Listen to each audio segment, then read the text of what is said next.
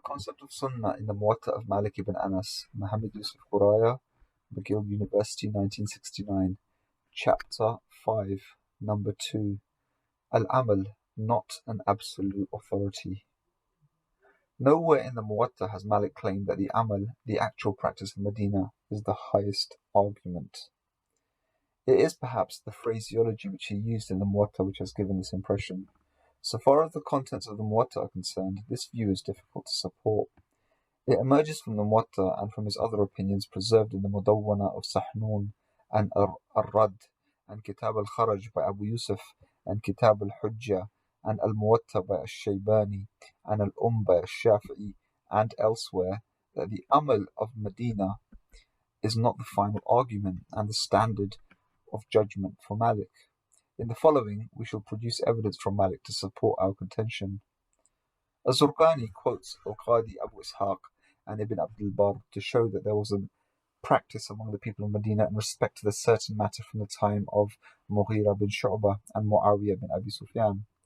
On the same issue, Az-Zurqani quotes another authority, Al-Askari, from Al-Waqidi, who reports the statement of Az-Zuhri ibn Shihab that the practice was first initiated by Muawiyah in Syria and by Marwan ibn Hakam in Medina. Ibn Sa'ad in his Tabaqat reports from Muhammad ibn Sa'ad al-Quraz the daily practice of Umar ibn Abdul Aziz, who was a governor of Medina at that time, and the practice of the people in general, and the agreed opinion of the Fuqaha of Medina in particular on the same issue.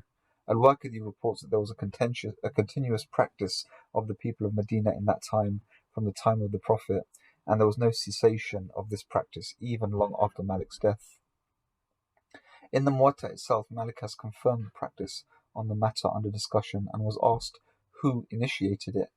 From the above evidence, it becomes abundantly clear that there was a practice of the people of Medina on that issue from the time of the Prophet, and that after the Prophet, the people of Medina had continued following it. But Malik is not in favour of the general practice of Medina, therefore he does not approve of it. In this case, Malik does not find anything contrary to the practice, since it was the agreed practice of the scholars as well as of the people of Medina, and even the past authorities in Medina had also been in favour of the practice. Therefore, to support his view against the practice, he says the matter was not practiced in the earlier period. This example is a very clear indicator that neither the present as such nor the past as such was the standard of judgment for Malik. Rather, the past and the present were both at his disposal, and he used them wherever they agreed with his view. On the issue of fasting for 6 days after the Fitr, Malik does not like the current practice of the people of Medina. It seems that the amal of Medina was that the people should fast during those days. But since the practice does not conform to his view, he does not approve it and calls the practice bid'ah, innovation. In support of his view contrary to the practice, he quotes the past authorities, which means that scholars contemporary with him were also in favour of the practice. It is the want of Malik that when a certain issue he has to refer to the contemporary scholars of Medina, he usually says, Ahlul ilm bi biladina yaqulun, scholars of our city say, apologies, Arabic not given, or wa alayh ma adraktu ahlul ilm bi biladina, wa alayh adraktu ahlul ilm bi biladina, apologies, no Arabic given. I found the scholars in agreement on it. But here, in this case, Malik uses the past tense, lam yara, and lam yablughni, which means that the contemporary scholars do not share this view, rather they approve the practice.